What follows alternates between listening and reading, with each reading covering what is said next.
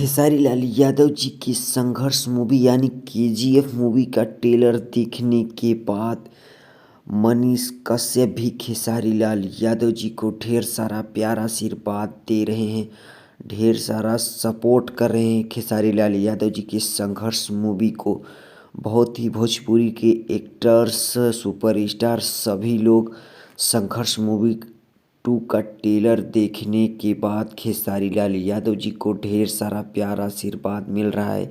अगर आप भी हैं खेसारी लाल यादव जी के फैंस तो खेसारी लाल यादव जी की संघर्ष 2 मूवी का ट्रेलर देखना ना भूलिए और वहाँ पर ढेर सारा प्यार आशीर्वाद दीजिए।